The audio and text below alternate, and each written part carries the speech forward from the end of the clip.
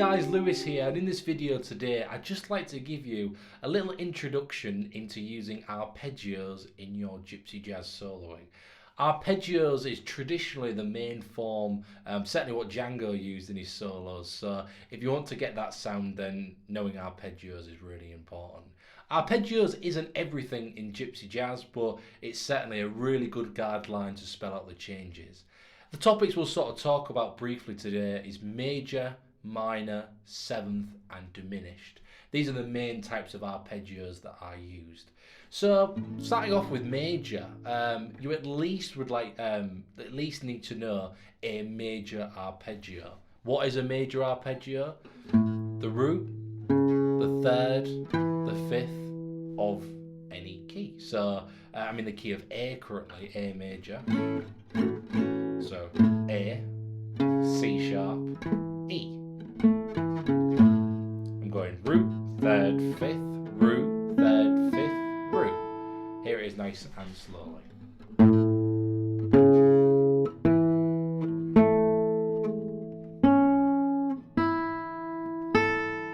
There we go. So that's a major arpeggio in the key of A.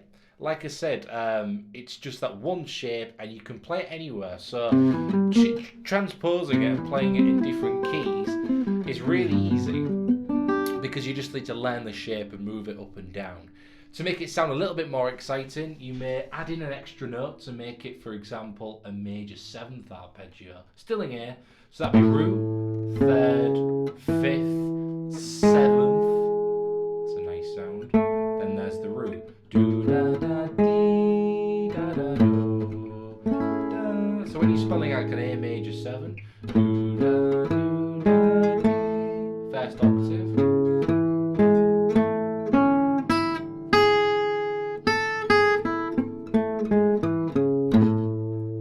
So that'd be a major 7th arpeggio. So this is a way of instantly making it sound better. So playing like Django's Tiger.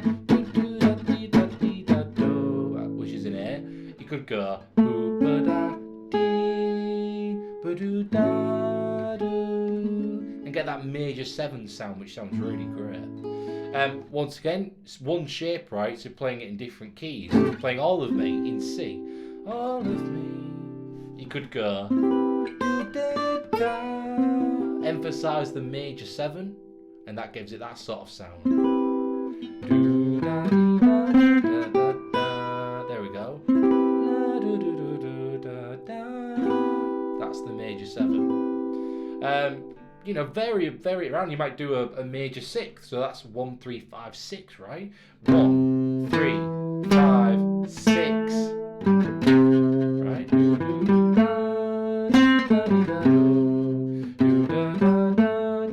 I'm in C at the moment.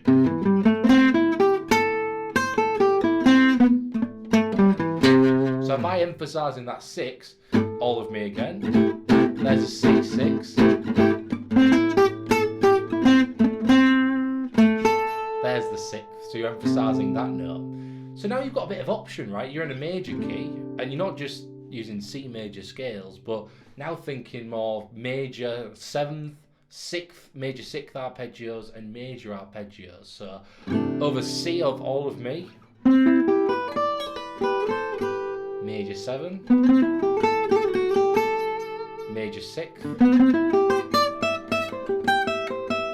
and major. So you've got some options in the tonality of the sound. Same with minor, right? So first of all, a minor arpeggio. I'll do it in the key of A because I was doing that before. So root, flat 3. That's the difference between major and minor. Now it's gone root, flat 3. So it's root, flat 3, 5, root, flat 3, 5, roots.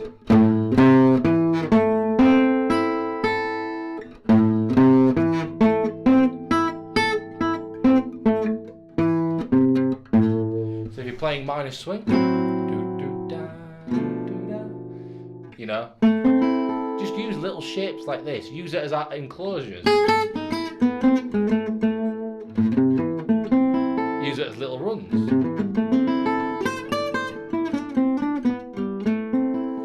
Right? So that's certainly one way. Like I mentioned, now turn it into minor seventh, root, flat 3, 5, 7, 5.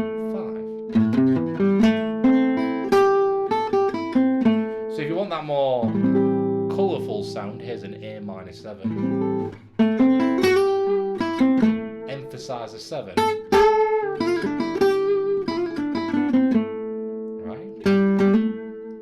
Emphasise the 6th, very common in this style of music. Minor 6th chords. Root, flat 3, 5, 6. There we go. There's that sound. So it's the 6th, which is a really common and typical tone within Gypsy jazz. So here we go slowly. I'll show you that minor 6th arpeggio because it's really common. Root, flat 3, 5, 6, root, flat 3, 5, 6, root. Once again, learn the shape, split it into the 2 octaves.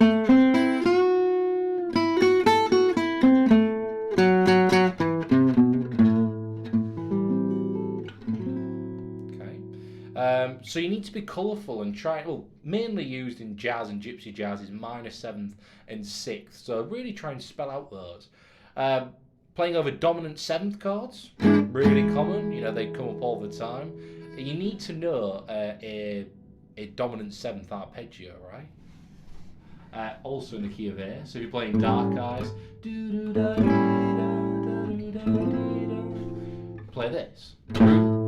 Third, 5th, flat 7. Excuse me, I'll play it right this time. Root, 3rd, 5th. There we go, there's the flat 7. So root, 3rd, 5th, flat 7, back to the root. Root, 3rd, 5th, flat 7, there's the root. Root, 3rd, 5th, flat 7, and back to the root.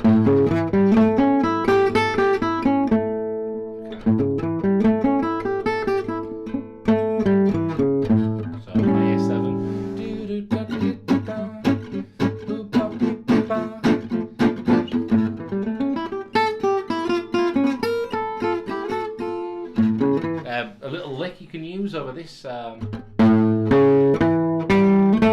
the first octave. Raise that is a really common lick I use over dominant 7th chords, and that's based from that 7th arpeggio. Okay, so do Dark Eyes again. Here we go.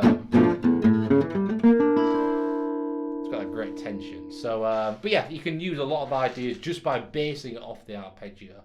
Finally, a diminished arpeggio.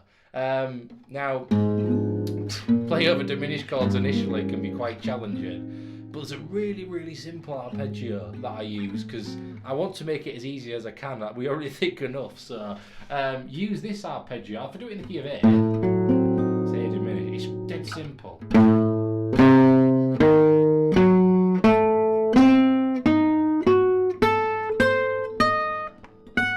Now the reason this is so simple is because the gap, I'm literally just going, I'm in the key of A diminished, A, C, so I've just gone from 5 to 8, so that's technically 2 frets in between, and then do the same but starting 1 up, we're sort of going diagonally, the same distances, and that's all the way up to the G string.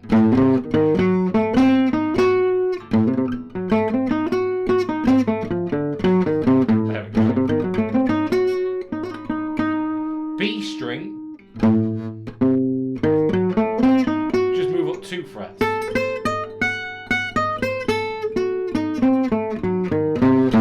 Right, so if you're playing over like an A diminished, so if you go do, da,